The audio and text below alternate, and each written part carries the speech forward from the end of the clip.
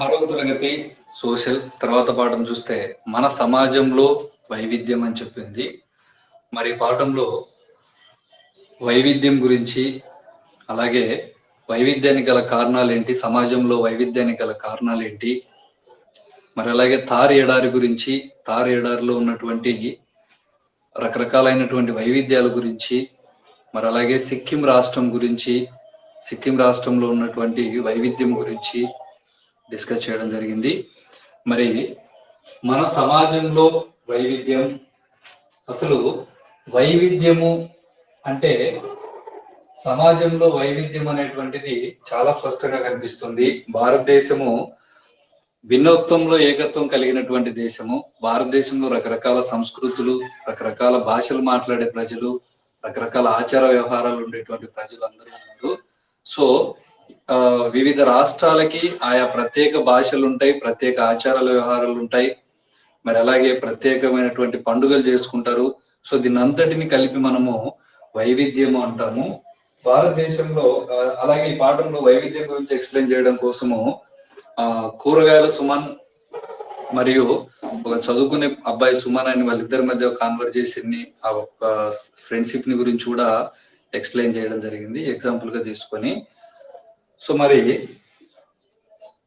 భారతదేశంలో 29 రాష్ట్రాలలో, భారతదేశంలో ఉన్న 29 రాష్ట్రాల్లో కూడా వివిధ రకాలైనటువంటి వైవిధ్యాలు ఉన్నాయి. అంటే అక్కడ ఉండేటువంటి ఆ రాష్ట్రాల్లో ఉండేటువంటి ప్రజలు వేసుకునేటువంటి దుస్తులు కానీ, మరి అలాగే వాళ్ళు చేసుకునేటువంటి పండుగలు కానీ, మరి అలాగే వాళ్ళ యొక్క ఆహార పద్ధతులు కానీ, వాళ్ళు తీసుకునేటువంటి ఆహారం కానీ, మరి వాళ్ళు మాట్లాడేటువంటి భాష కానీ, వీటన్నిటిలో కూడా రకరకాలైనటువంటి డిఫరెన్సెస్ ఉంటాయి. సో దాన్ని వైవిధ్యం అంటాము. మరి అలాగే వైవిధ్యాన్ని గల కారణాలు ఏంటి పరిశీలిస్తే, వైవిధ్యాలు గల కారణాలు పరిశీలిస్తే, ఉదాహరణకి ఒక ప్రాంతంలో వాళ్ళు మరొక ప్రాంతంలో వర్తకం కోసం వెళ్ళడము, వ్యాపారం కోసం వెళ్ళడము, మరి అలాగే ఉపాధిని వెతుక్కుంటూ ఒక ప్రాంతం నుంచి ఇంకో ప్రాంతానికి వలస వెళ్ళడము, మరి వరదలు లేదంటే కరువు కాటకాలు సంభవించినప్పుడు ఒక ప్రాంతాన్ని ఖాళీ చేసి ఇంకొక ప్రాంతానికి వెళ్ళడము, మరి అలాగే ఎప్పుడైనా యుద్ధాలు వచ్చినప్పుడు లేదా యుద్ధాలు కానీ సంఘర్షణలు ఏర్పడినప్పుడు ఆ ప్రాంతం వదిలిపెట్టి కొత్త ప్రాంతాలకు వెళ్ళడము, మరి అలాగే ఇలాంటి కారణాల వల్ల ప్రధానంగా వైవిధ్యాలు ఏర్పడతాయి. అంటే వర్తకం కోసం ఒక ప్రాంతం నుంచి ఇంకో ప్రాంతానికి పోయినప్పుడు కానీ, వ్యాపారం చేసుకోవడానికి, లేదా ఉపాధి కోసం ఇంకో ప్రాంతానికి వెళ్ళినప్పుడు కానీ, వరదలు కరువు కాటకాలు సంభవించినప్పుడు ఒక ప్రాంతాన్ని ఖాళీ చేసి ఇంకో ప్రాంతానికి వెళ్ళి అక్కడ స్థిర నివాసాలు ఏర్పరచుకోవడం వల్ల కానీ, మరి అలాగే యుద్ధాలు సంఘర్షణలు తలెత్తినప్పుడు ఆ ఉన్నటువంటి ప్రాంతాన్ని పూర్తిగా ఖాళీ చేసి ఇంకో చోటికి వెళ్ళడం కానీ, ఇలాంటి పనుల వల్ల, ఇలా చేయడం వల్ల ఏమవుతుందంటే రకరకాలైనటువంటి వైవిధ్యాలు ఏర్పడతాయి అని చెప్పొచ్చు. సో వైవిధ్యానికి గల ప్రధాన కారణాలు ఇవి, సమాజంలో ఉండేటువంటి వైవిధ్యాలకి. మరి ప్రధానంగా ఈ పాఠంలో థార్ ఎడారి గురించి మాట్లాడడం జరిగింది. థార్ ఎడారి గురించి, యాక్చువల్లీ థార్ అనేది ఒక ప్రాంతము, ఆ ప్రాంతంలో పెద్ద ఎడారి ఉంది కాబట్టి దాన్ని ఇంకా థార్ ఎడారి అని పిలుస్తాం.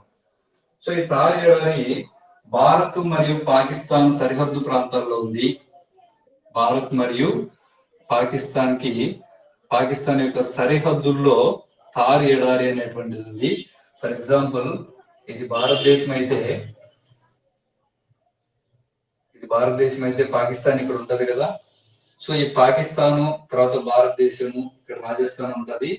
ఈ సరిహద్దు ప్రాంతాల్లో థార్ ఎడారి ప్రాంతం అనేటువంటిది విస్తరించి ఉంది. మరి అలాగే థార్ ఎడారిలో ఎక్కువ భాగం వచ్చేసి రాజస్థాన్ రాష్ట్రంలోని థార్ ఎడారిలో ఎక్కువ భాగం థార్ ఎడారి అంతా కూడా రాజస్థాన్ రాష్ట్రంలో ఉన్నటువంటి మార్వార్ అనేటువంటి ప్రాంతంలో విస్తరించి ఉంది. సో తార్ ఎడారి అంతా కూడా ఎక్కువ భాగం రాజస్థాన్ రాష్ట్రంలోని మార్వార్ అనేటువంటి ప్రాంతం. ఇది రాజస్థాన్ అయితే ఇక్కడ మార్వార్ అనే ప్రాంతం ఉంటుంది.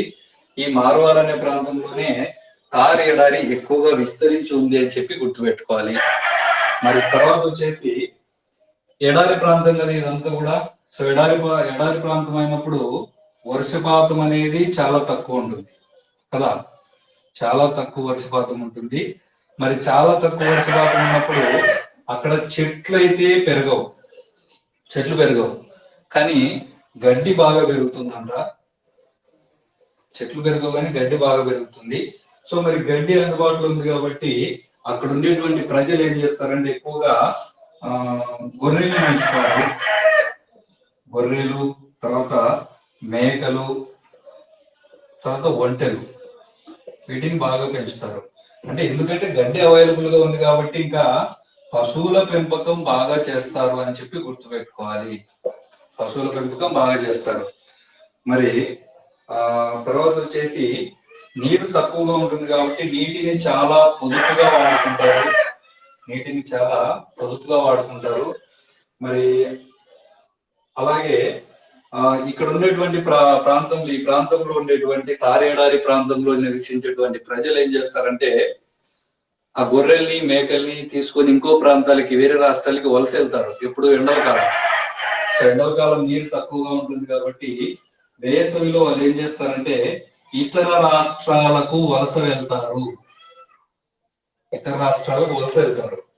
మరి ఏ రాష్ట్రాలకు పోతారంటే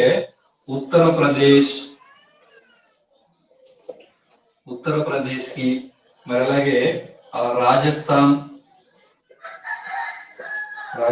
కి, తర్వాత పంజాబ్, మహారాష్ట్ర,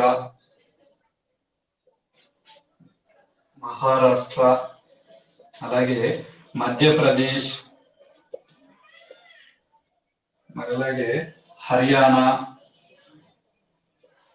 గుజరాత్, ఈ రాష్ట్రాలకి వేసవి కాలంలో పశువులు తీసుకొని ఆ ప్రాంతాలకు వెళ్ళి మళ్ళీ వర్షాలు పడగానే ఏం చేస్తారంటే మళ్ళీ తిరిగి తారేయడానికి చేరుకుంటారు వర్షాకాలానికి అంతా. ఎందుకంటే వర్షాకాలం గడ్డి కొంచెం అవైలబుల్ గా ఉంటుంది కాబట్టి పశువులకి మళ్ళీ రిటర్న్ రావడం జరుగుతుంది అన్నమాట.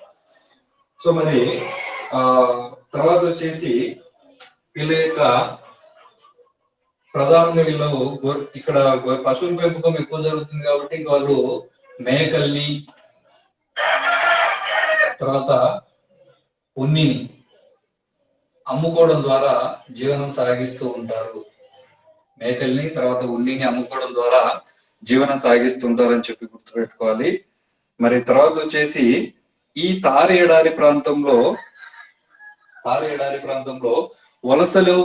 వలసల కారణంగా అక్కడ కొన్ని పట్టణాలు ఏర్పడడం జరిగింది. వలసల కారణంగా ఫర్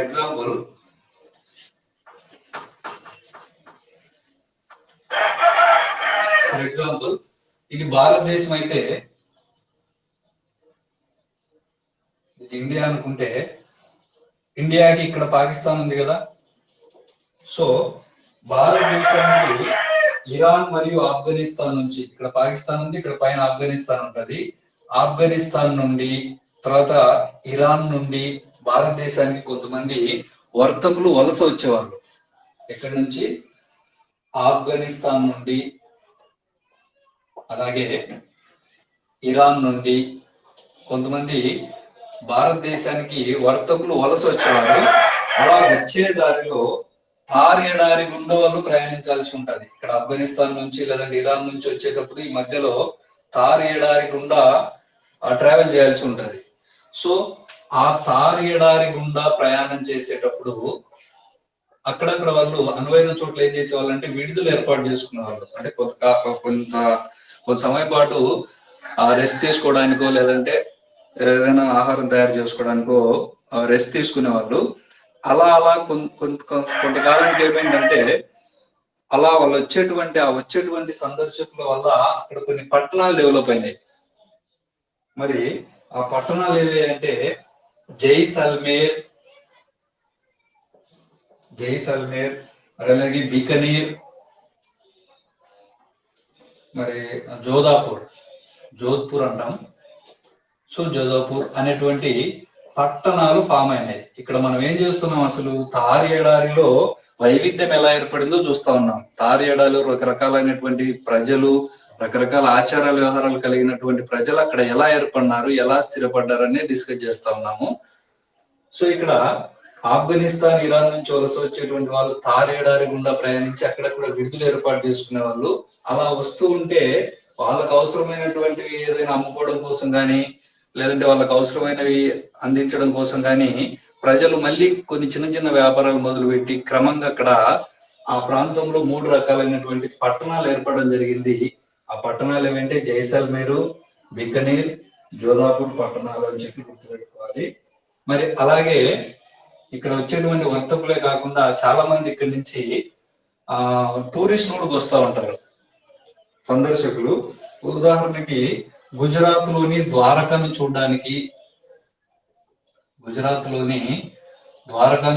వస్తూ ఉంటారు. మరి అలాగే రాజస్థాన్ లో ఉన్నటువంటి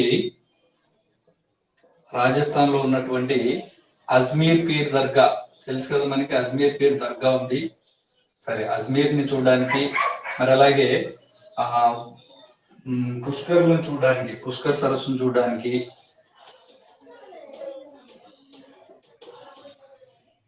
మరి అలాగే అరబ్ లో ఉన్నటువంటి మక్కా, మదీనా, వీటిని చూడడానికి వచ్చేటువంటి సందర్శకులు కూడా తారు ఎడారి గుండానే రావాలి.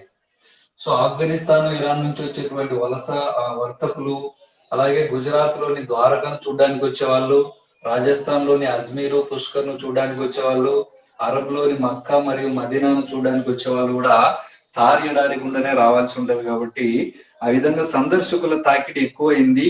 అందువల్లనే అక్కడ ఈ పట్టణాలు ఏర్పడినాయని చెప్పొచ్చు అనమాట.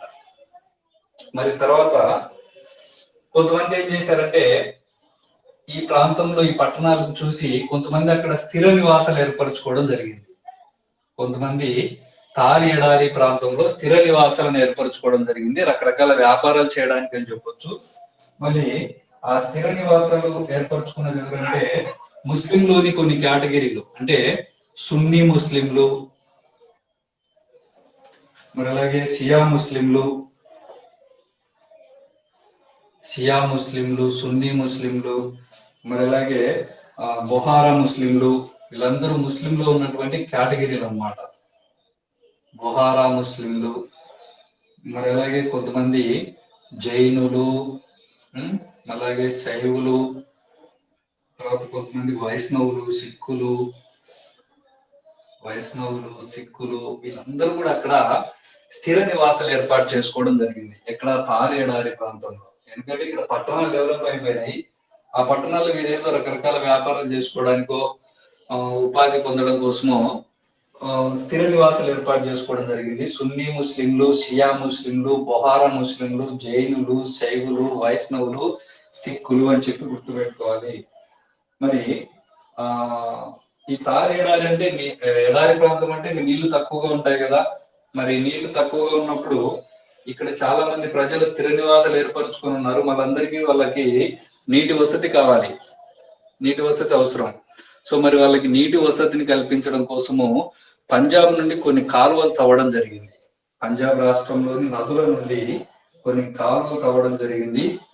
మరి పంజాబ్ లో ఉన్నటువంటి నదుల నుండి ఎక్కడికి తారు ఎడారికి కాలువలు తవ్వడం స్టార్ట్ అయింది అనమాట. 50 సంవత్సరాల క్రితమే స్టార్ట్ చేశారు. మరి ఆ కాలువలు తవ్వితే ఆ కాలువల వెంట కూడా కొన్ని గ్రామాలు ఏర్పడినాయి. చూడండి, గ్రామాలు, ప్రజలు ఎలా స్థిరపడినారో, వైవిధ్యం ఎలా ఫామ్ అయిందో. పంజాబ్ లోని నదుల నుంచి తారు ఎడారికి కొన్ని కాలువలు తవ్వారు.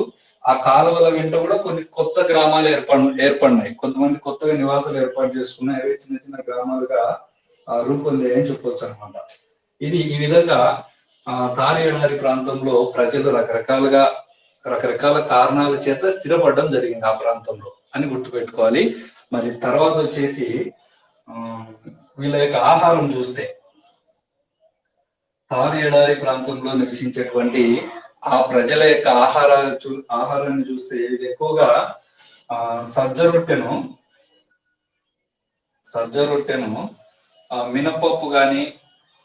మినపపప్పు లేదా పెసరపప్పు, తో కలిపి తినేవాళ్ళు సజ్జ రొట్టెని. ఈ ప్రాంతంలో ఎక్కువ సజ్జలు అవైలబుల్ గా ఉంటాయి కాబట్టి సజ్జ రొట్టెని మినపప్పు కానీ పెసరపప్పుతో కానీ తినేవాళ్ళు. అలాగే వీళ్ళు ప్రత్యేకంగా సంగ్రి అనేటువంటి చెట్టు యొక్క భాగాలు తినేవాళ్ళు. సంగ్రి అనే చెట్టు యొక్క కాయలు, వాటి యొక్క ఆకుల్ని కూడా ఆహారంగా తీసుకునేవాళ్ళు. మరి సంగ్రి చెట్టుతో పాటు వాళ్ళు రకరకాలైనటువంటి కొన్ని ప్రత్యేకంగా ముళ్ళ పొదలకు కాసేటువంటి కొన్ని కూరగాయలు, కొన్ని ముళ్ళ పొదలకు కాసేటువంటి కాయగూరలు ఆహారంగా తీసుకునేవాళ్ళు. సజ్జ రొట్టెని మినపప్పు మరియు పెసరపప్పుతో తినేవాళ్ళు. అలాగే సంగిరి చెట్టు యొక్క కొన్ని భాగాలను ఆహారంగా తీసుకునేవాళ్ళు. మరి ముళ్ళ పొదలు కాసేటువంటి కొన్ని కాయగూరలను వాళ్ళు ఆహారంగా తీసుకోవడం జరిగింది. వీటన్నిటిని కూడా వాళ్ళు ఏం చేసేవాళ్ళంటే బాగా ఎండబెట్టి దాదాపు సంవత్సరం పొడుగున దాన్ని వాడేవాళ్ళు, సంవత్సరం పొడుగున ఉపయోగించేవాళ్ళు. మరి తర్వాత వచ్చేసి ఈ ప్రాంతంలో మార్వాడి వర్తకులు బెంగాల్ పోయి, ఇక్కడ ఉన్నటువంటి మార్వాడి వర్తకులు ఉంటారు కదా, ఆ మార్వాడి వర్తకులు బెంగాల్ రాష్ట్రంకు పోయి బెంగాల్ నుంచి ఒకటి నేర్చుకున్నారు. ఏదంటే రకరకాలైనటువంటి స్వీట్లు తయారు చేయడం ఎలాగా అనేది మార్వాడీలు బెంగాల్ నుండి నేర్చుకోవడం జరిగింది. తినుబండారాల్ని తయారు చేయడం, రకరకాలైనటువంటి స్వీట్లు తినుబండారాలను ఎలా తయారు చేయాలి అనేటువంటిది మార్వాడీలు బెంగాల్కి వెళ్ళి బెంగాల్ నుంచి నేర్చుకోవడం జరిగింది. సో ఆ విధంగా నేర్చుకొని రకరకాల స్వీట్లు తయారు చేసేవాళ్ళు. సో ఆ విధంగా స్వీట్లు అనగానే ఎక్కువగా బికనీర్ అనేటువంటి పట్టణం, బికనీర్ అనేది మిఠాయిలకు ప్రసిద్ధమైనది అని చెప్పి గుర్తుపెట్టుకోవాలి. బికనీర్ అనేది మిఠాయిలకు ప్రసిద్ధి చెందినటువంటి పట్టణం అని చెప్పాలి. మరి ఇక్కడ తారేయడానికి వలస వచ్చిన ప్రజలు, తారేయడానికి వచ్చిన ఎక్కడెక్కడి నుంచో వచ్చిన తర్వాత వీళ్ళందరూ కూడా రకరకాలైనటువంటి హస్తకళలు, రకరకాలైనటువంటి రకరకాల ఆహారపు అలవాట్లను కలిగి ఉండి, రకరకాల ఆచారాలను కలిగి ఉండి భిన్నమైనటువంటి వైవిధ్యాన్ని వాళ్ళు ఏర్పాటు చేశారు అని చెప్పి మనం చెప్పుకోవచ్చు. మరి తర్వాత సిక్కిం రాష్ట్రం గురించి ఈ పాఠంలో మాట్లాడడం జరిగింది. మరి సిక్కిం అనేది చాలా చిన్న రాష్ట్రం. ఇది ఎక్కడుంది అంటే హిమాలయాల యొక్క తూర్పు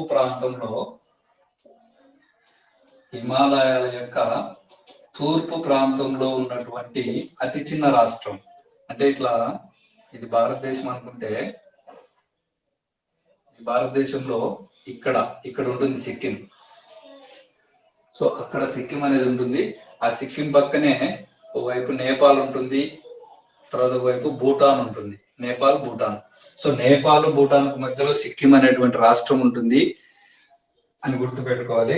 మరి హిమాలయ పర్వతాల్లో ఎత్తైనటువంటి శిఖరాలు చాలా ఉన్నాయి హిమాలయాల్లో. అలాంటి శిఖరాల్లో కాంచనగంగా అనేటువంటిది కూడా ఒక శిఖరం. కాంచనగంగా అనేటువంటి ఒక శిఖరం ఉంది. హిమాలయాల ఎత్తైన శిఖరాల్లో కాంచనగంగా ఒకటి. మరి ఈ కాంచనగంగా శిఖరం ఎక్కడుంది అంటే సిక్కింలోనే ఉంది. కాంచనగంగా శిఖరము సిక్కింలోనే ఉంది. హిమాలయాల్లో ఎత్తైన పర్వతాల్లో ఒకటైనటువంటి కాంచనగంగా శిఖరము సిక్కింలో ఉంది అని చెప్పి గుర్తుపెట్టుకోవాలి. మరి సిక్కింలో వాతావరణం ఎలా ఉంటుంది చూస్తే సంవత్సరం అంతా చల్లగా ఉండి మరి శీతాకాలంలో మాత్రం బాగా మంచు గడ్డగట్టుకొని పోయి ఉంటుంది. శీతాకాలంలో మంచు బాగా పేరుకొని పోయి ఉంటుంది సిక్కిం రాష్ట్రంలో. సిక్కిం రాష్ట్రం దాదాపు చాలా చల్లగా ఉంటుంది. వర్షాలు కూడా ఎక్కువ పడతాయి బాగా. మరి ఎక్కువగా చల్లగా ఉంటుంది సంవత్సరం అంతా. మళ్ళీ అలాగే వర్షాలు కూడా చాలా ఎక్కువ పడతాయి. ఎక్కువ లోయలు ఉంటాయి ఆ ప్రాంతంలో. మరి శీతాకాలంలో అయితే మంచు మొత్తం పేరుకొని పోయి గడ్డగట్టుకొని పోయి ఉంటుంది అని చెప్పి గుర్తుపెట్టుకోవాలి. మరి ఆ ప్రాంతాల్లోనే పర్వతాలు ఎక్కువ ఉంటాయి సిక్కిం రాష్ట్రంలో ప్రధానంగా. ఆ పర్వతం యొక్క వాలు ప్రాంతాలు ఉంటాయి కదా, ఆ వాలు ప్రాంతాలని చదును చేసి వాళ్ళు వచ్చేసి రకరకాల పంటలు పండిస్తారు. ఒకటి మొక్కజొన్న పండిస్తారు. మరి అలాగే వరి, గోధుమ, యాలకలు, గోధుమ, తర్వాత యాలకలు, ఇలాంటి పంటలు పండిస్తారు. మొక్కజొన్న, వరి, గోధుమ, యాలకలు లాంటి పంటలు పండిస్తారు. మరి అలాగే ఇక్కడ ఉండే ప్రజలు, సిక్కింలో ఉండేటువంటి ప్రజలు గొర్రెలు పెంచుతారు. గొర్రెలు ప్లస్ జడల బర్రెలు కూడా పెంచుతారు. వీళ్ళు మాంసం కోసం, పాల కోసం, రకరకాల వాటికి ఉపయోగిస్తారు అన్నమాట. సో ఆ విధంగా సిక్కింలో ప్రజలు ఆ విధంగా పశువులను పెంపకం చేస్తారని చెప్పి గుర్తుపెట్టుకోవాలి. తర్వాత ప్రధానంగా వచ్చేసి సిక్కింలో రకరకాలైనటువంటి సంస్కృతులు ఉంటాయి, రకరకాలైనటువంటి ప్రజల రకరకాల ఆచార వ్యవహారాలు, చాలా వైవిధ్యం ఎక్కువ కనిపించేటువంటి రాష్ట్రం అన్నమాట. ఎందుకు వైవిధ్యం ఎక్కువగా కనిపిస్తుంది అంటే పక్కనే ఉంది నేపాల్ ఉంది, అవతల పక్క భూటాన్ ఉంది. సో నేపాల్ భూటాన్కి మధ్యలో ఉన్నటువంటి చిన్న రాష్ట్రం కాబట్టి నేపాల్ భూటాన్ నుంచి చాలా మంది నేపాలీలు, తర్వాత భూటాన్ నుంచి చాలా మంది టిబెటియన్లు కూడా వచ్చి అక్కడ వలస, అక్కడ స్థిర నివాసం ఏర్పరచుకోవడం వల్ల సిక్కింలో రకరకాల ప్రాంతాల నుంచి వచ్చిన వాళ్ళు ఉంటారు, రకరకాల ఆచార వ్యవహారాలు ఉంటాయి వాళ్ళందరికీ, రకరకాలైనటువంటి పండుగలు కూడా చేస్తారు అక్కడ. మరి సిక్కిం ప్రజలు మొత్తము 11 భాషలు మాట్లాడతారని గుర్తుపెట్టుకోవాలి, చాలా ఇంపార్టెంట్ సార్. సిక్కిం రాష్ట్రంలో ఉండేటువంటి ప్రజలు 11 భాషలు మాట్లాడతారు. చూడండి ఎంత వైవిధ్యం ఉందో. 11 భాషలు మాట్లాడతారంటే మన ఆంధ్రప్రదేశ్, తెలంగాణలో మనం తెలుగు లేదంటే ఇంగ్లీష్ మాట్లాడతాం, లేదంటే ఉర్దూ, ముస్లిం సోదరులు ఉన్నారు ఉర్దూ మాట్లాడతాం. కానీ సిక్కింలో 11 భాషలు మాట్లాడతారంటే అక్కడ ఎంత వైవిధ్యం ఉందో మనం అర్థం చేసుకోవచ్చు. మరి తర్వాత వచ్చేసి ఈ సిక్కింలో వాళ్ళకి బౌద్ధ మతాన్ని తీసుకొచ్చినటువంటి టిబెటియన్ లామాలతో సత్సంబంధాలు ఉన్నాయి. టిబెటియన్ లామా అంటే టిబెట్ లో ఉండేటువంటి ఆ టిబెటియన్ వాళ్ళందరూ కూడా, ఈ టిబెటియన్ లామాలు మన దేశానికి బౌద్ధ మతాన్ని తీసుకొచ్చారని గుర్తుపెట్టుకోవాలి. మరి బౌద్ధ మతాన్ని తీసుకొచ్చినటువంటి టిబెటియన్ లామాలతో ఎవరికి సత్సంబంధాలు ఉన్నాయంటే సిక్కిం ప్రజలకు సత్సంబంధాలు ఉన్నాయని చెప్పి గుర్తుపెట్టుకోవాలి. మరి తర్వాత వచ్చేసి 1975 వరకు, 1975 వరకు సిక్కిం వచ్చేసి చోగ్యాల్ రాజుల యొక్క పరిపాలనలో ఉండేది. చోగ్వాల్ అనేటువంటి రాజుల పరిపాలనలో ఉండేది సిక్కిం రాష్ట్రం ఇప్పటి వరకు 1975 వరకు. మరి ఈ 1975లోనే భారతదేశంలో ఒక రాష్ట్రంగా కలిసిపోయి ప్రజాస్వామ్య ప్రభుత్వం ఏర్పడింది. అని చెప్పి గుర్తుపెట్టుకోవాలి. మరి తర్వాత వచ్చేసి భారతదేశంలో ఐకమత్యం అనేటువంటిది భిన్నత్వంలో ఏకత్వం కలిగిన దేశం అది. మన భారతదేశంలో ఐకమత్యం చాలా బాగుంటుంది. మరి ఐకమత్యానికి ఉదాహరణగా జరిగిన ఒక సంఘటన కూడా ఈ పాఠంలో ఎక్స్ప్లెయిన్ చేయడం జరిగింది. మరి ఏదంటే ఆంధ్ర రాష్ట్రంలో జరిగినటువంటి చీరాల పేరాల ఉద్యమం గురించి, అంటే ఎందుకు ఈ సంఘటన ఎక్స్ప్లెయిన్ చేశారంటే ఆంధ్ర రాష్ట్రంలో అలాగే భారతదేశంలో ఉండేటువంటి ప్రజల మధ్య ఐకమత్యం చాలా బాగుంటుంది అని చెప్పడం కోసం. మరి ఈ చీరాల పేరాల ఉద్యమం కథ ఏంటంటే ఇప్పుడు ప్రకాశం జిల్లా ఉంది కదా, ఈ ప్రకాశం జిల్లాలో 2 గ్రామాలు ఉండేవి. ఒకటి చీరాల, 2 పేరాల. పేరాల అనే 2 గ్రామాలు ఉండేవి. 1920లో ఏం చేశారంటే బ్రిటిష్ వాళ్ళు 1920లో ఈ 2 గ్రామాలని కలిపేశారంట. 1920లో 2 గ్రామాలని కలిపి ఒకే గ్రామంగా, ఒకే ప్రాంతంగా చేశారు.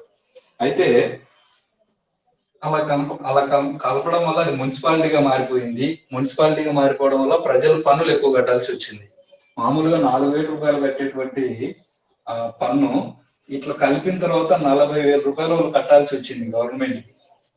సో అప్పుడు ప్రజలు ఏం చేస్తారు, తిరగబడితే అంటే మమ్మల్ని కలపొద్దు, మమ్మల్ని విడిగానే ఉంచండి, మేము ఆ 4,000 పన్నులే కట్టుకుంటాము అని చెప్పడం జరిగింది.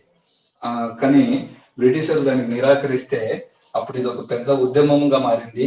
మరి ఉద్యమానికి నాయకత్వం వహించింది చాలా చాలా very very important Duggirala Gopala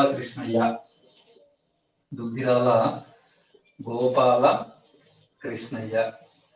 Chirala Perala ఉద్యమానికి నాయకత్వం వహించినటువంటి వాళ్ళు దుగ్గిరాల గోపాల కృష్ణయ్య అని చెప్పి గుర్తుపెట్టుకోవాలి. మరి ఈ దుగ్గిరాల గోపాల కృష్ణ ఏం చేశాడంటే ఆ రామదండు అనేటువంటి ఒక స్వచ్ఛంద సంస్థను ఏర్పాటు చేసి, చాలా వెరీ వెరీ ఇంపార్టెంట్ సార్, రామదండు అనేటువంటి ఒక స్వచ్ఛంద సంస్థను ఏర్పాటు చేసి ఆ ఉద్యమాన్ని నడపడం జరిగింది దుగ్గిరాల గోపాలకృష్ణయ్య గారు. రామదండు అనేటువంటి స్వచ్ఛంద సంస్థను ఏర్పాటు చేసింది దుగ్గిరాల గోపాలకృష్ణయ్య గారు. మరి అలాగే చీరాల పేరాల ఉద్యమానికి నాయకత్వం వహించింది కూడా దుగ్గిరాల గోపాలకృష్ణయ్య గారు అని చెప్పి గుర్తుపెట్టుకోవాలి. మరి ఈయన ఏం చేశాడంటే, ఒకసారి ఈ ఉద్యమానికి హెల్ప్ తీసుకోవడం కోసం గాంధీ గారిని ఇన్వైట్ చేశాడు. గాంధీ గారు అక్కడికి వచ్చి, మీరు ఈ ఊర్లో రెండు కలిపి ఉన్నప్పుడు ఇంత పన్ను కట్టాలి కదా, మరి అసలు ఆ ఊర్లో లేకుండా వేరే చోటు ఉండండి పోయి అని చెప్పి ఆ ఊర్లను మొత్తం చీరాల పేరాల రెండింటి గ్రామాలను ఖాళీ చేయించి వేరే చోట రామ్ నగర్ అనేటువంటి కొత్త ఊరును, రామ్ నగర్ అనేటువంటి ఒక కాలనీని ఏర్పాటు చేసుకొని అక్కడ ఉండమని చెప్పి ప్రజలను చెప్పడం జరిగింది గాంధీ గారు అని చెప్పి గుర్తుపెట్టుకోవాలి. సో ఆ విధంగా చీరాల పేరాల ఉద్యమం ఐక్యమత్యానికి ఉదాహరణ అని చెప్పి చెప్పవచ్చు అనమాట. సో ఇక్కడ ప్రధానం గుర్తుపెట్టుకోవాల్సింది, చీరాల పేరాల ఉద్యమానికి నాయకత్వం వహించింది దుగ్గిరాల గోపాలకృష్ణయ్య గారు, రామదండును ఏర్పాటు చేసింది కూడా దుగ్గిరాల గోపాలకృష్ణయ్య గారే. మరి గాంధీ గారి సహకారంతో ఏర్పాటైన కొత్త గ్రామం ఏది అంటే రామ్నగర్ అని చెప్పి గుర్తుపెట్టుకోవాలి. సో ఇది ఒకసారి చూస్తే భారతదేశంలో వైవిధ్యం అనేటువంటిది చాలా ఎక్కువగా కనిపిస్తుంది. 29 రాష్ట్రాల్లో రకరకాల వైవిధ్యాలు, అంటే 29 రాష్ట్రాల్లో ప్రజలు చేసుకునేటువంటి డ్రెస్సులు కానీ, వాళ్ళ పండుగలు కానీ, వాళ్ళు తీసుకునేటువంటి ఆహారం కానీ, వాళ్ళు మాట్లాడేటువంటి భాషలు కానీ రకరకాలుగా వేరువేరుగా ఉంటాయి. సో దీన్నే మనం వైవిధ్యం అని చెప్తాము. మరి వైవిధ్యానికి గల కారణాలు ఏంటంటే, వర్తకం, ప్రజలు ఒక చోటు నుంచి ఇంకో చోటికి పోవడం, దానికి వర్తకం కోసం కానీ లేదంటే ఉపాధి కోసం కానీ వలసపోవడము, మళ్ళీ అలాగే కొన్నిసార్లు వరదలు, కరువు కాటకాలు సంభవించినప్పుడు ఒక ప్రాంతాన్ని వదిలి ఇంకో ప్రాంతానికి వెళ్తే కూడా అక్కడ రకరకాల వైవిధ్యాలు ఏర్పడతాయి. మరి అలాగే యుద్ధాలు సంఘర్షణలు కలిగినప్పుడు ఆ ప్రాంతాల్లో ఉన్న ప్రాంతాన్ని ఖాళీ చేసి ఇంకో చోటుకి వెళ్తారు కాబట్టి అప్పుడు వైవిధ్యాలు ఏర్పడతాయి. సో ఈ కారణాల వల్ల వైవిధ్యాలు ఏర్పడతాయని గుర్తుపెట్టుకోవాలి. మరి థార్ ఎడారి గురించి మాట్లాడడం జరిగింది పాఠంలో. థార్ ఎడారి భారత్ మరియు పాకిస్తాన్ సరిహద్దు ప్రాంతాల్లో థార్ ఎడారి ఉంది. మరి థార్ ఎడారిలో ఎక్కువ భాగం ఎక్కడ విస్తరించిందంటే రాజస్థాన్ లోని మార్వార్ ప్రాంతంలో విస్తరించింది అని గుర్తుపెట్టుకోవాలి. మరి తర్వాత వచ్చేసి ఎడారి ప్రాంతం కాబట్టి ఆటోమేటిక్ గా వర్షపాతం చాలా తక్కువ ఉంటది. మరి ఇక్కడ వర్షపాతం తక్కువ ఉంటే చెట్లు సరిగా పెరగవు, కానీ గడ్డి మాత్రం పెరుగుతుంది. సో గడ్డి అవైలబుల్ గా ఉంటుంది కాబట్టి ఈ థార్ ఎడారి ప్రాంతంలో నివసించే ప్రజలు పశువులను ఎక్కువగా పెంచుతారు. మరి గొర్రెలు, మేకలు, ఒంటెలను ఎక్కువగా పెంచుతారు. మరి నీరు అనేది తక్కువ ఉంటుంది కాబట్టి చాలా పొదుపుగా వాడుకుంటారు. మరి వేసవిలో గడ్డి కూడా చాలా తక్కువ ఉంటుంది కాబట్టి ఈ పశువుల కాపర్లు ఏం చేస్తారంటే ఇతర రాష్ట్రాలకు వలస వెళ్తారు. అంటే ఉత్తరప్రదేశ్, రాజస్థాన్, పంజాబ్, మహారాష్ట్ర, మధ్యప్రదేశ్, హర్యానా, గుజరాత్ ఇలాంటి రాష్ట్రాలకి వాళ్ళు వలస వెళ్ళడం జరుగుతుంది అని చెప్పి గుర్తుపెట్టుకోవాలి. మరి తర్వాత వచ్చేసి ఇప్పుడుండే ప్రజలు ఏం చేస్తారంటే ఆ మేకలు మరియు ఉన్నిని అమ్ముకోవడం ద్వారా వాళ్ళ జీవనం సాగిస్తారని చెప్పి గుర్తుపెట్టుకోవాలి. మరి తర్వాత ఆఫ్ఘనిస్తాన్, ఇరాన్ నుంచి వలస వచ్చేటువంటి వాళ్ళు, అంటే ఇక్కడ భారతదేశం ఇలా ఉంటే ఇక్కడ ఆఫ్ఘనిస్తాన్ ఉంది, తర్వాత ఇక్కడ ఇరాన్ ఉంది కదా, ఇరాన్ మరియు ఆఫ్ఘనిస్తాన్ నుంచి వచ్చేటువంటి ప్రజలు థార్ ఎడారి గుండా ప్రయాణం చేస్తూ ఉంటారు. అక్కడక్కడ వాళ్ళు విడుదల ఏర్పాటు చేసుకుంటారు. ఆ విధంగా విడుదల ఏర్పాటు చేసుకోవడం వల్ల అక్కడ ఒక గ్రూప్ గా ఫామ్ అయ్యి వాళ్ళకి ఆ విడుదల వచ్చిపోయేటువంటి బాటసారుల కోసము ఏదైనా చిన్న చిన్న వ్యాపారాల కోసం పెట్టుకుంటారు కదా, వాళ్ళతోనే ఒక 3 పట్టణాలు ఏర్పడినాయి. అవి జైసాల్మేరు, బీకనీరు మరియు జోధాపూర్ అని చెప్పి గుర్తుపెట్టుకోవాలి. మరి ఇంకా ఎందుకు వస్తారంటే ఆ ప్రాంతం థార్ ఎడారి గుండా గుజరాత్ లోని ద్వారకం చూడడానికి వస్తారు, రాజస్థాన్ లోని అజ్మీరు మరియు పుష్కర్ సరస్సును చూడడానికి వస్తూ ఉంటారు, అరబ్ లోని మక్కా మదీనాను చూడడానికి వస్తూ ఉంటారు. సో ఇక్కడ ఇది కూడా అడుగుతారు, ద్వారకా ఎక్కడుంది గుజరాత్ లో, అజ్మీర్ ఎక్కడుంది రాజస్థాన్ లో, పుష్కర్ సరస్సు ఎక్కడుంది రాజస్థాన్ లో, మక్కా మదీనా ఎక్కడున్నాయి అరబ్ లో, ఇట్లా అనమాట. సో ఆ విధంగా వీటిని చూడడానికి వచ్చే వాళ్ళు కూడా వలస ఎక్కువగా ట్రావెల్ చేస్తూ ఉంటారు, ఆ దారి గుండా వస్తుంటారు కాబట్టి అక్కడ పట్టణాలు ఏర్పడినాయని చెప్పొచ్చు. మరి కొంతమంది ఆ ప్రాంతంలో స్థిర నివాసాలు ఏర్పరచుకొని వ్యాపారాలు ప్రారంభించారు. అలాంటి వాళ్ళలో సున్నీ ముస్లింల 3 కేటగిరీలు ఉన్నాయి. సున్నీ ముస్లింలు, షియా ముస్లింలు, బొహారా ముస్లింలు. మరి అలాగే వాళ్ళతో పాటు జైనులు, శైవులు, వైష్ణవులు, సిక్కులు కూడా స్థిర నివాసాలు ఏర్పాటు చేసుకున్నారు. మరి ఆ ప్రాంతంలో నీటి ఎద్దడి ఎక్కువగా ఉంటుంది కాబట్టి, నీరు చాలా తక్కువ ఉంటుంది కాబట్టి పంజాబ్ లోని కాలువల నుండి ఆ ప్రాంతానికి, పంజాబ్ లోని నదుల నుండి ఆ ప్రాంతానికి కాలువలు తవ్వడం జరిగింది తారేడారికి. సో మరి ఆ కాలువల వెంట కూడా కొన్ని గ్రామాలు ఏర్పడినాయి, అక్కడ కూడా వైవిధ్యం ఫామ్ అయిందని చెప్పొచ్చు. మరి తర్వాత వచ్చేసి ఆ ప్రాంతంలో తీసుకున్నటువంటి ఆహారాన్ని మనం గమనిస్తే వాళ్ళు సజ్జ రొట్టెలు ఎక్కువ తింటారు. సజ్జ రొట్టెలతో పాటు మినపప్పు, తర్వాత పెసరపప్పుని ఎక్కువగా తీసుకుంటారు. మరి అక్కడ సంగ్రి అనేటువంటి చెట్టు యొక్క భాగాల్ని ఆహారంగా తీసుకుంటారు తారేడారి ప్రాంతంలో. మరి ముళ్ళ పొదలకు ఉండేటువంటి కాయగూరల్ని ఆహారంగా తీసుకుంటారు, వాటిని ఎండబెట్టి సంవత్సరం అంతా వినియోగించుకుంటారని చెప్పి గుర్తుపెట్టుకోవాలి. మరి నెక్స్ట్ వచ్చేసి మార్వాడీలు బెంగాలీ పోయి రకరకాల తినుబండారాలు ఎలా తయారు చేయాలో నేర్చుకున్నారు. తారేడారిలో ఉండేటువంటి మార్వాడీలు పోయి నేర్చుకున్నారు. మళ్ళీ వచ్చిన తర్వాత ఎక్కువగా మార్వాడీలంతా ఒకే చోట ఫామ్ అయి ఉంటారు. ఎక్కువగా ఎక్కడంటే బికనీర్ లో ఉన్నారు వాళ్ళందరూ కూడా. మరి బికనీర్ లో చాలా రకాలైనటువంటి స్వీట్లు చేస్తారు కాబట్టి బికనీర్ అనే పట్టణం మిఠాయిలకు ప్రసిద్ధి అని చెప్పి గుర్తుపెట్టుకోవాలి. మరి ఆ తారేడారి ప్రాంతానికి ఎక్కడెక్కడి నుంచో ప్రజలు వలస వచ్చారు. ఆ వచ్చినటువంటి ప్రజలు అనేక హస్తకళలు తీసుకొచ్చారు, హస్తకళ నైపుణ్యాలు తీసుకొచ్చారు, రకరకాల ఆచారాలు, రకరకాల పండుగలు తీసుకొచ్చారు. కాబట్టి మన సమాజంలో వైవిధ్యం ఏర్పడిందని చెప్పొచ్చు. మరి సిక్కిం రాష్ట్రం గురించి చెప్పడం జరిగింది. సిక్కిం రాష్ట్రం ఎక్కడుందంటే హిమాలయాలకి, ఇది తూర్పు కదా, తూర్పు, పడమర, ఉత్తరం, దక్షిణం. మరి ఇక్కడ హిమాలయాలకి తూర్పు వైపున, హిమాలయాలకు తూర్పు వైపున సిక్కిం రాష్ట్రం అనేటువంటిది ఉంది. మరి అలాగే హిమాలయ పర్వతాల్లో చాలా ఎత్తైన శిఖరాల్లో కాంచనగంగ కూడా ఒకటి. మరి ఎత్తైన శిఖరమైనటువంటి కాంచనగంగ కూడా సిక్కిం రాష్ట్రంలోనే ఉంది అని చెప్పి గుర్తుపెట్టుకోండి. మరి సిక్కిం రాష్ట్రంలో ఉన్నటువంటి శీతోష్ణ స్థితిని చూస్తే సంవత్సరం అంతా చల్లగా ఉంటుంది. మరి శీతాకాలంలో ఎక్కువ మంచు కప్పుబడి ఉంటుంది. మరి అక్కడ కొండల యొక్క వాలుతలాన్ని చదును చేసి మొక్కజొన్న, వరి, గోధుమ, యాలకులు వంటివి పండిస్తారు. మరి అక్కడ గొర్రెలు, తర్వాత జడల బర్రెలు పెంచుతారు. మరి సిక్కిం రాష్ట్రంలో ప్రధానంగా 11 భాషలు మాట్లాడేటువంటి ప్రజలు ఉంటారు. 11 భాషలు అంటేనే ఆ ప్రాంతం ఎంత వైవిధ్యంగా ఉందో మనం అర్థం చేసుకోవచ్చు. మరి బౌద్ధ మతాన్ని భారతదేశానికి తీసుకొచ్చిన వాళ్ళు టిబేటియన్ లామాలు. ఈ టిబేటియన్ లామాలతో సిక్కింలోకి మంచి సత్సంబంధాలు ఉన్నాయని చెప్పి గుర్తుపెట్టుకోవాలి. మరి తర్వాత 1975 వరకు, 1975 వరకు కూడా సిక్కిం రాష్ట్రము చోగ్వాల్ రాజుల పరిపాలనలో ఉండేది. మరి అదే సంవత్సరమే భారతదేశంలో కలిసి స్వతంత్ర రాష్ట్రంగా తయారయ్యి ఒక ప్రజాస్వామ్య ప్రభుత్వాన్ని ఫామ్ చేసుకోవడం జరిగిందని చెప్పి గుర్తుపెట్టుకోవాలి. సో మరి భారతదేశంలో సిక్కిం రాష్ట్రము ఈ సంవత్సరంలో కలిసింది అని బిట్టడుగుతారు. అప్పుడు 1975 అని గుర్తుపెట్టుకోవాలి. మరి అలాగే భారతదేశం అనేది చాలా ఐకమత్యంగా ఉండేటువంటి దేశము. మరి అలాంటి ఐకమత్యాన్ని ఎక్స్ప్లెయిన్ చేయడం కోసం ఒక చిన్న సంఘటనని ఆధారంగా చేసుకొని మన పాఠంలో ఎక్స్ప్లెయిన్ చేయడం జరిగింది. అదే చీరాల పేరాల సంఘటన. ఒకప్పుడు ప్రకాశం జిల్లాలో 2 గ్రామాలు ఉండేవి. ఆ 2 గ్రామాల పేర్లు, ఒకటి చీరాల, 2 పేరాల. మరి ఈ 2 గ్రామాలని 1920లో బ్రిటిష్ వాళ్ళు 2 గ్రామాలని కలిపేశారు. ఎందుకంటే కలిపేసినప్పుడు అది పెద్దగా అవుతుంది, జనాభా ఎక్కువ అవుతుంది, మున్సిపాలిటీగా అవుతుంది. సో అప్పుడు మున్సిపాలిటీగా అయితే ప్రజలు కట్టాల్సిన పన్నులు కూడా పెరుగుతాయి. మామూలుగా అంతకుముందు 4000 రూపీస్ ట్యాక్స్ కట్టేవాళ్ళు. అవి 2 కలిపి మున్సిపాలిటీగా ఫామ్ అయిన తర్వాత 40,000 కట్టాల్సి వచ్చింది. సో దాన్ని ప్రజలు వ్యతిరేకించారు. మరి బ్రిటిష్ వారితో ఉద్యమం రూపంలో పోరాటం జరిగింది. మరి ఆ పోరాటానికి నాయకత్వం వహించింది ఎవరంటే దుగ్గిరాల గోపాలకృష్ణయ్య గారు. మరి దుగ్గిరాల గోపాలకృష్ణయ్య గారు రామదండు అనేటువంటి ఒక స్వచ్ఛంద సంస్థను ఏర్పాటు చేసి ఆ చీరాల పేరాల ఉద్యమానికి నాయకత్వం వహించాడు. మరి అలాగే ఒకసారి దుగ్గిరాల గోపాలకృష్ణయ్య గారు గాంధీ గారిని ఇన్వైట్ చేస్తారు.